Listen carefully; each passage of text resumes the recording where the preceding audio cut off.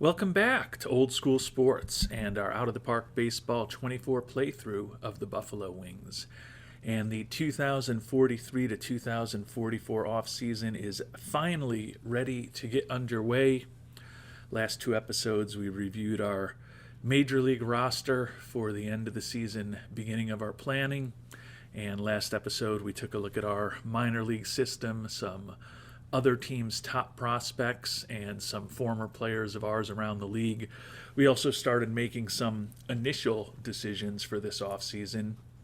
And thanks to everyone who has shared thoughts on perhaps what our approach should be this offseason, notably fake name, Why Me 943 and Not My 4-ply, have shared a lot of different thoughts as to what our approach should be, some of which we have integrated into our thoughts, all of which we have considered and thought about.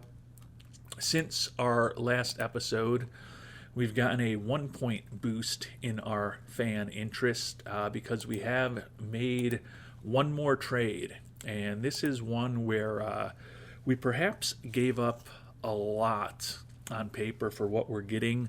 We picked up the left-handed pitcher Joe Warner in return.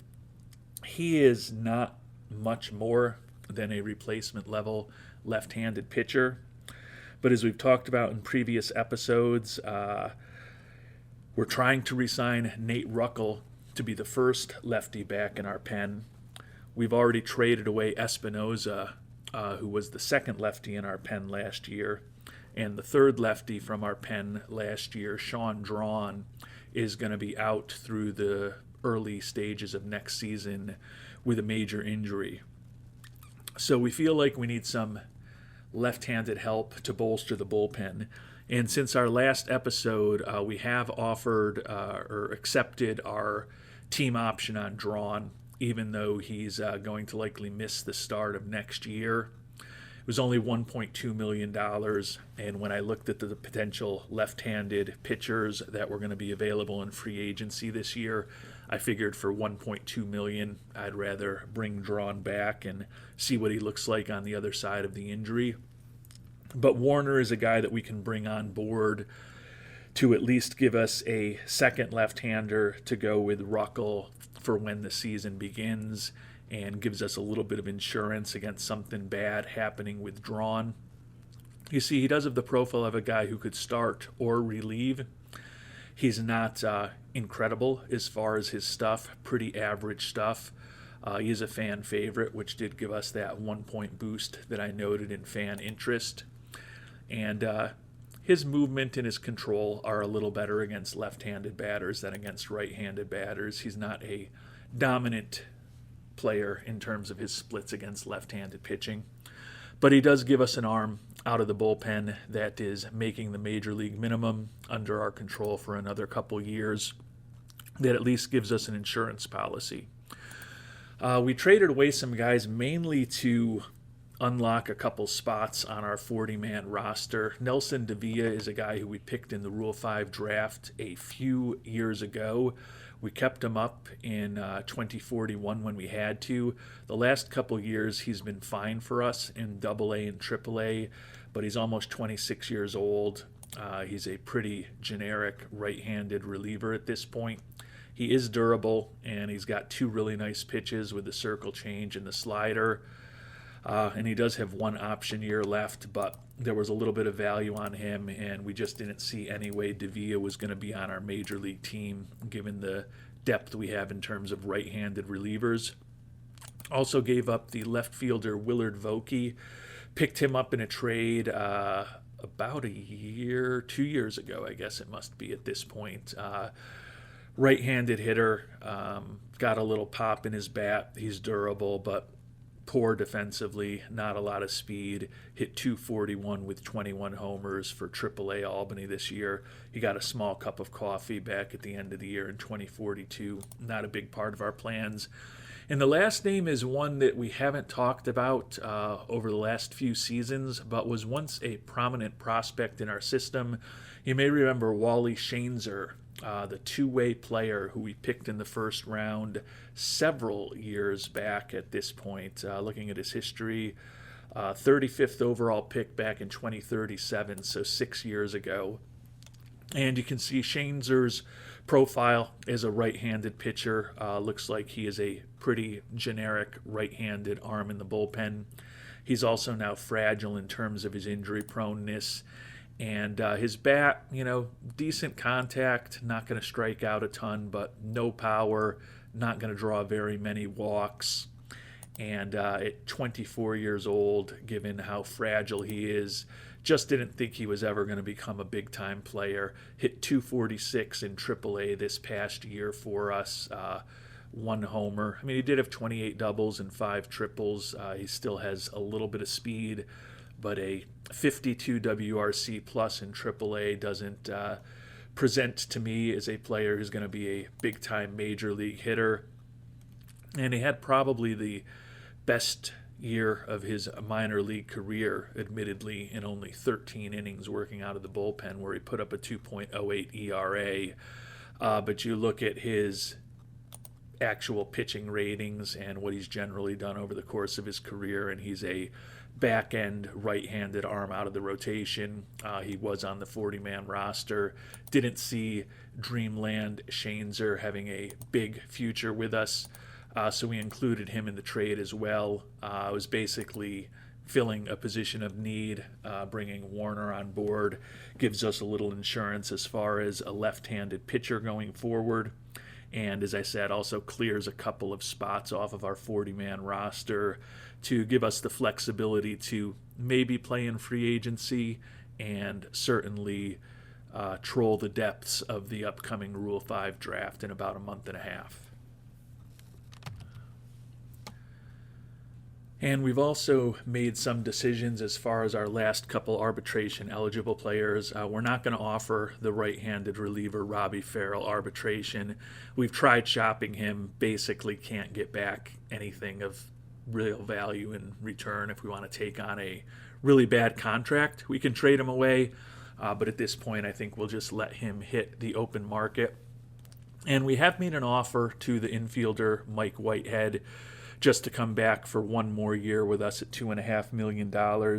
Thinking about the team, and we've talked about this before, I feel like Whitehead and Juan Contreras right now are in a competition probably for the final utility infielder spot on our roster next year.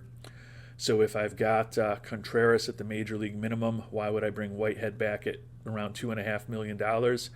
It's a fair question. Whitehead, coming off a year where he hit 287, was pretty productive at the major league level. And he's a guy that still has some trade value. We can't get a ton in return for him, but we can get a decent reliever in return for him. And I don't think even at $2.5 million that if we want to get him off of our books in the coming months, I think we'll likely be able to do that. So given that he's a fan favorite and given that it's very conceivable he does end up making the 26-man roster, I feel like we've got the money to spend on him because we're not going to be huge players in free agency this year most likely. And we're not making a long-term commitment to him. Gives us a little insurance if we've got some injuries in the spring as well. And if either his value or Contreras' value happens to migrate in a positive direction, we might be able to realize a little more value in the next few months than we can think that we can realize for him right now. We've also got the offers out to Mr. Coma Duran and Mr. Ruckel. The last kind of big decision is what to do with the closer, Joe Scott. And given that he's looking for $13.6 million a year over 4 years, and he is fragile physically, and we are not a team with a crazy amount of money to spend, especially given the salary commitments we've already made, my inclination was to let him go.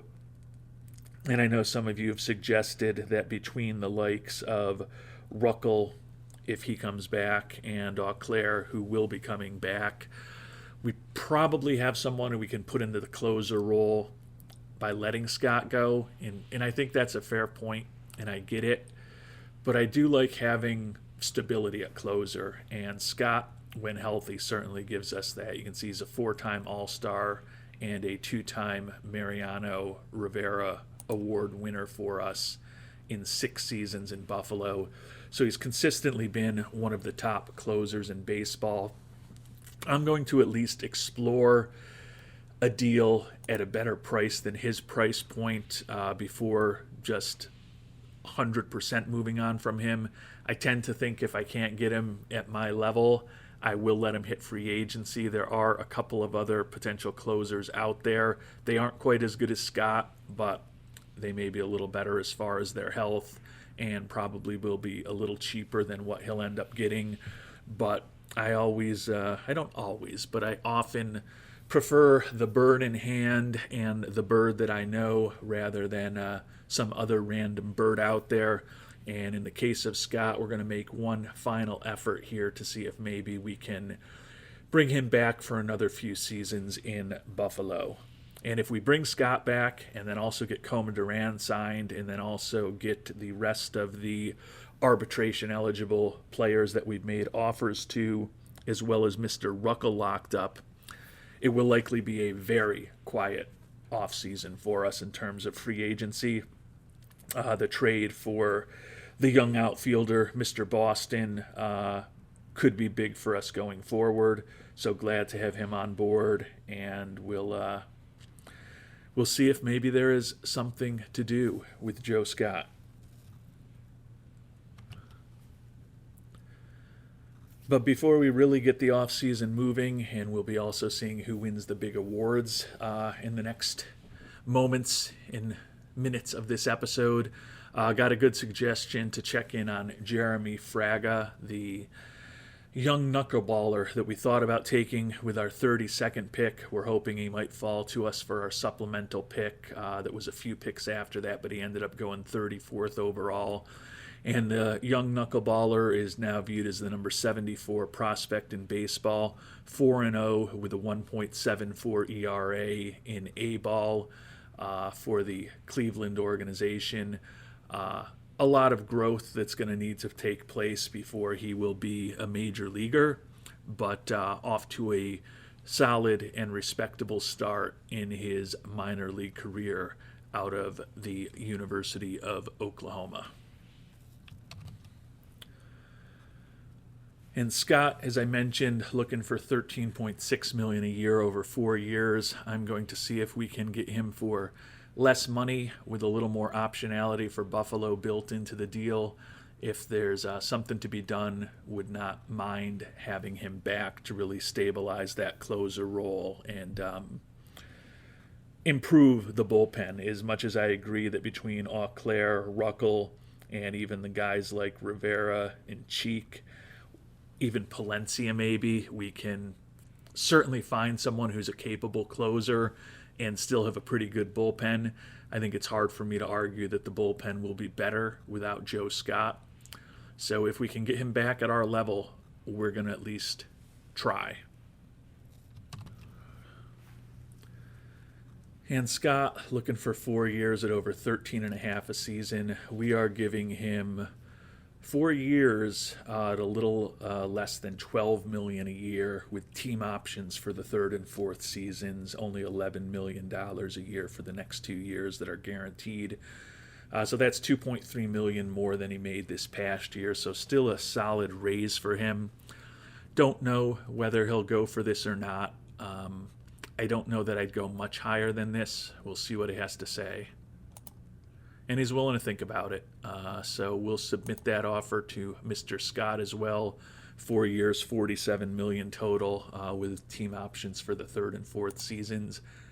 And now it's time to start hopefully having some of these players who we've made offers to sign deals with us to return into the fold.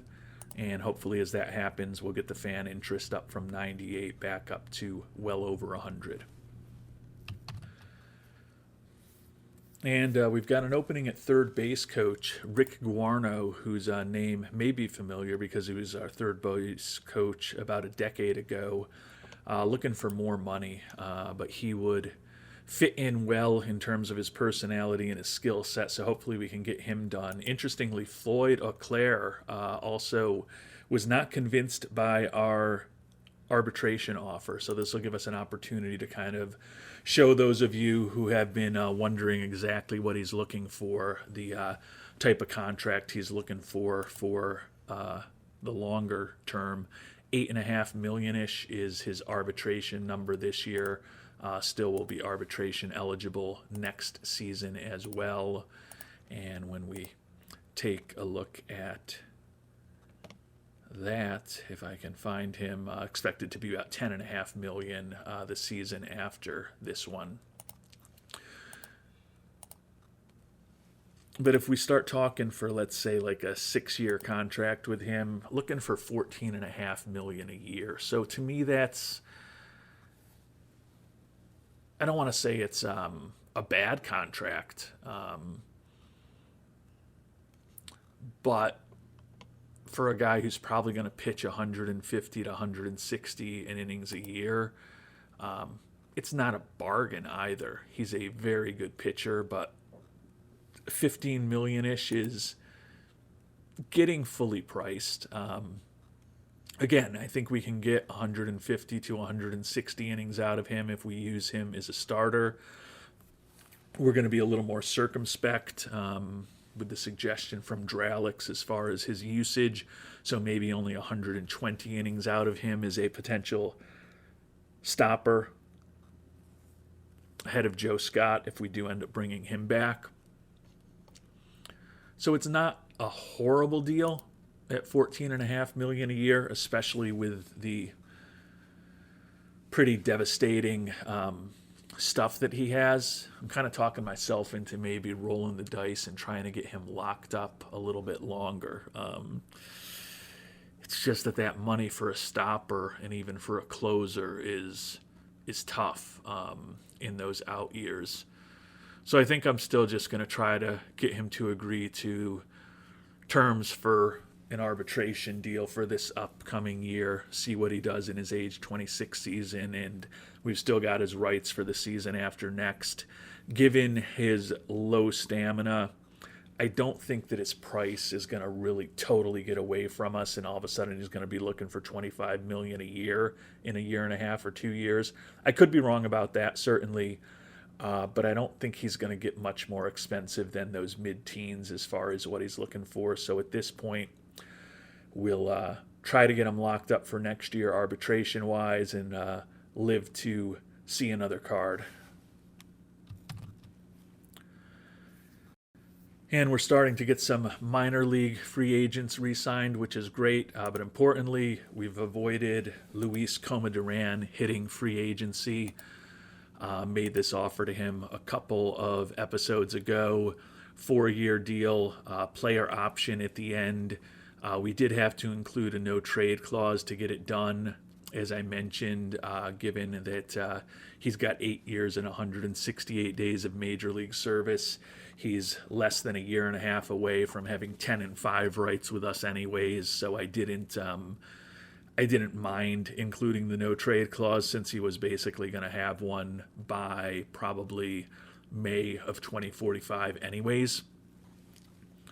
I think that the numbers are pretty reasonable, and with Comadran locked up, that gives us another big left-handed bat, or the big left-handed bat in our lineup, to hopefully be supplemented by Canales, the young utility outfielder, and Boston, the outfielder that we traded from the Red Sox. The fans happy to have Comadran back. With him locked up, the other question is Juan Romero versus Luis Rojas. With the addition of Boston in the outfield, I think I'm inclined to let Juan Romero hit free agency at this point, and we'll let Rojas play out the final year of his 4-year, $120 million contract this upcoming season. When he, a year from now, is a free agent, that'll open up a fair amount of money for us to play around with. Also got the reliever Pat Cheek signed. The starting pitcher Eric Barbarito, $10.1 million in his, I believe, final arbitration eligible season. The fans excited about that as well. Whitehead back. Josh Porter will be back and in the mix in the outfield. The fans are excited about that. Jim Lance, our number 2 starter, will be back. Really excited to have him back. The fans pleased by that as well. And Joe Scott actually signed his deal as well. 11.75 average over 4 years, but really 2 years at $11 million a pop before we get to make some decisions on him. Andrews back as our starting shortstop or a middle infielder with a contract that's got some options as well. The fans excited about a lot of those contracts, as you could see. So fan interest back up over 100 at this point. And at this point, we're just waiting to hear from Nate Ruckel, the catcher that we traded for a few days ago, Chris Malone, and Floyd Auclair as far as arbitration eligible or pending free agents where we made contracts. And Bolig and Bond looking for more than we'd be willing to pay them right now, particularly Bond. If either of them lingers on the market and we can get them signed to a minor league deal 4 months from now, would certainly do that. And Juan Romero is going to kind of be the odd man out. We'll leave a hole in the lineup since he is a guy who has led the team in ribbies all 5 of his years that he's been in Buffalo. But he's on the wrong side of 30 now, coming off of 2 straight years of not immaterial declines in terms of his WRC plus, his home run production and his RBI production also moving in the wrong direction.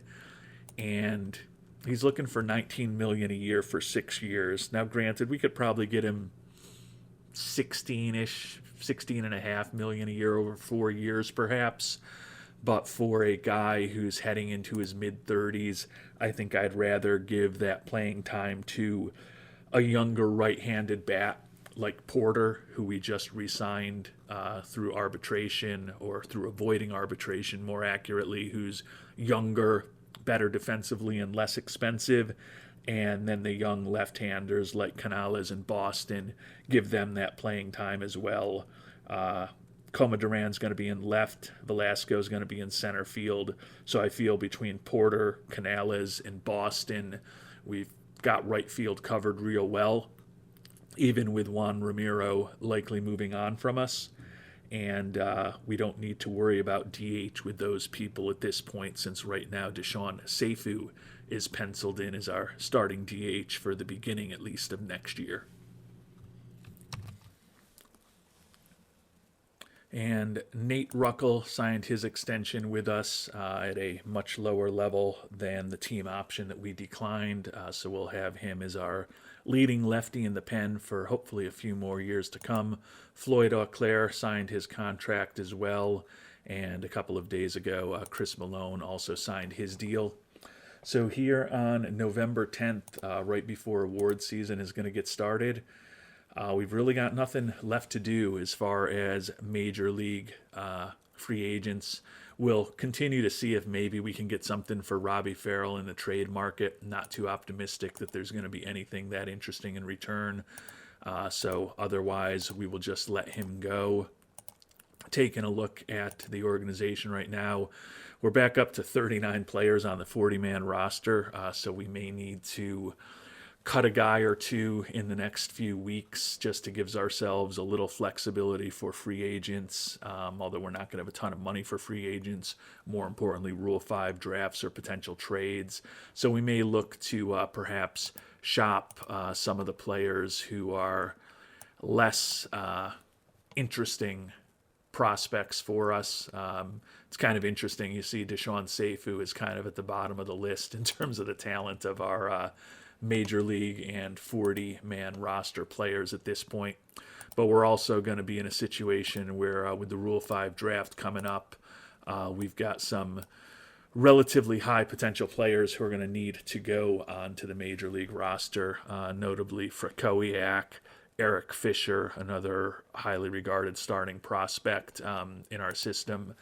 So it may be time to start making a few more difficult decisions as far as moving on from some of the guys who might not deserve to be on our 40-man going forward.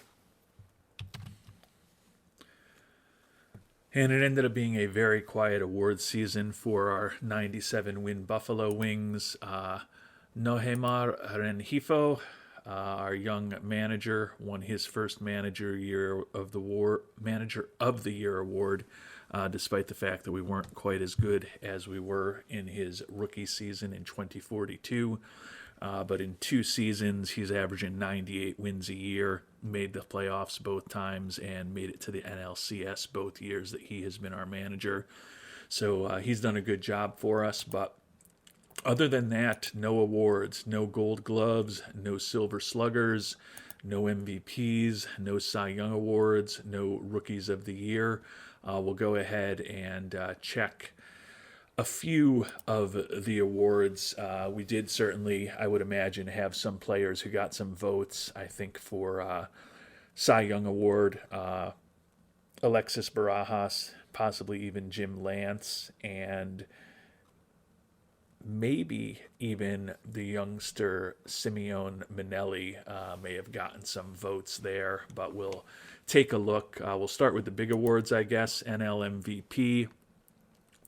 John Ingstead of the Rockies, 315, 29 homers, 111 ribbies as a second baseman. Does sound like a potential MVP season there. Topped Irving Barunda and Daniel Maldonado. Taking a look down the list, and no Buffalo Wings got any votes. We've got a good team, but a pretty balanced team, but pretty hard to imagine a 97-win team that was tied for the second most wins in baseball not getting any attention. But I guess we shouldn't feel that bad, because the Washington Nationals, the one team that were better than us, John Axel was their top vote getter, the pitcher who was 17-4, and he was way down in the MVP balloting. AL MVP unanimously Doug Nugent, second baseman of the Guardians, 337, 43 homers, and 114 ribbies. So a couple of second basemen with monster offensive seasons win the MVP awards this year. NL Cy Young Award to Joe Axel, who we've talked about. Jim Lance did get some votes. Did not see any for Barajas or Manelli. But Lance ended up finishing, looks like, 6th in the voting after his 13-7 year with a 2.97 ERA and a league best 1.07 WHIP. Axel, the unanimous National League Cy Young Award winner.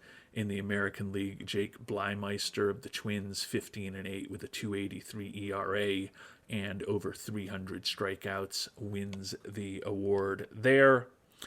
Rookie of the Year, Manelli did get some votes there, as we thought he might. He was 14-3 with a 2.84 ERA for us this year. And as I mentioned, no Silver Sluggers, no Gold Gloves, and Joe Scott, who we do have re-signed now, which I feel good about, finished second behind the unanimous winner, Jeremy Barr, as Scott was trying to earn his third Mariano Rivera Award. And we've now simmed ahead to the start of free agency. We did waive and DFA some players off of our 40-man roster to give us a little more financial flexibility. Couldn't find any interesting trade opportunities. So that leaves us with a little over $20 million to spend as free agency begins. But we ultimately want probably at least $15 million of that to be going back into scouting and player development when all is said and done. So we really are not going to be major players in free agency in all probability. But before we make promises that we can't keep, let's take a look and see what's actually on the market this year. Crop of international free agents. Don't know whether there's going to be anyone particularly interesting there. Thus far, doesn't look like players that have a lot of high-end talent, at least according to our scouts. The one exception, the left fielder Motomi Ueno, 23-year-old out of Japan. Looks like a pretty interesting power hitter, and he's also a left fielder. Competent defensively. The range isn't great, but he does generally handle what he can get to. Potentially excellent eye with some good home run power. Not a ton of speed. Only looking for $3.4 million. He's a guy that will certainly try to scout a little more, get to know more about. At the dollar price point that he's looking for, he looks like a guy who could be a pretty interesting hitter against right-handed pitching with really good power and great ability to draw walks. The big question is just what his contact really ends up looking like. He is almost 24 years old. If he can be a guy with average contact, he looks like he could be a pretty interesting player. The good gap power is wasted largely due to his lack of speed, but still a guy that we will monitor. And before we finish up the episode, we'll also take a look at the top players who have actually made it to the free agent market. You can see a pretty large list of relievers that are, at least according to our scout, have some pretty high-end talent. We likely not going to be major players after re-upping with both Nate Ruckel and Joe Scott among players in our bullpen for this offseason. Taking a look at batters, I don't think the crop here is particularly impressive. We've got the aging guys like Max Clark, Yuji Horita, and Dylan Bond, all looking for really good money. Our buddy Bobby Bolig, for a third straight year, still looking over $10 million. God bless you, Bobby. Keep thinking that you're worth that. Maybe you'll end up back in the minor leagues for us as you have each of the last couple of seasons. Our old buddy Arturo Flores on the market. I don't know whether the Kansas City shortstop Maples, looks like maybe they re-upped with him, unless his skills have really deteriorated due to his injuries. No, it looks like Maples probably re-upped with Kansas City, so he may have been borderline interesting for us to look at if he had hit the open market. Toby Golston, who we looked at before the trade deadline last year, also on the open market. So there are guys out there, if they linger on the market and their price comes down significantly, there's certainly players out there that we would consider making a play for. Mike Markell, Spencer Nivens, a couple of left fielders. We've been looking at Nivens for over a decade at this point, off and on. Markell we've been looking at more recently. Our old buddy Juan Romero is out there, and nice thing that we let him go. He was still talking $19 million a year last we checked in with him. Says he'll maybe settle for around 12.6 on the open market. As I mentioned, I kind of like left field with Coma Duran. Velasco's entrenched in center field, and we've got Porter, Boston, and Canales to kind of fight for the scraps and maybe mix and match in platoon roles. So I don't know that we really need Romero back, but at that kind of level, if we can get something for our first baseman, Mr. Rojas, then maybe there could be a reunion with Juan Romero down the road. He's certainly been a very useful bat, as we've talked about, while he has been a member of our squad. So it looks like we'll have some interesting decisions to make. Again, I don't think we're going to be players at the top end of the market, but there will definitely be guys out there that if they're lingering on the market 3 or 4 months from now, we may want to make a play for down the line.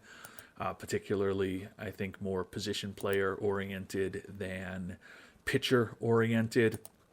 We've got the 40-man roster down to 32 players at this point. So that gives us a lot of roster flexibility to get some of our own guys who are going to be eligible for the Rule 5 draft that we don't want to risk losing onto the 40-man roster and also have the flexibility to next month be active in the Rule 5 and potentially in free agency as well as the trade market in the coming months. So fair amount of turnover going to happen this offseason. We've made a number of trades already, but feeling like we are still in a pretty good situation where we've got a team that should be set up to compete, and we also don't have a lot of huge long-term contracts. It's conceivable with Barajas having a player option for next year that with Rojas and Barajas, the two biggest contracts on our team this season, will both be gone next year. And even with the commitments that we do have, you can see our salary obligations right now for next season, even with anticipated arbitration, are a lot less than they are right now, which means that we are still in a situation where if we need to pivot, we need to retool, we need to rebuild.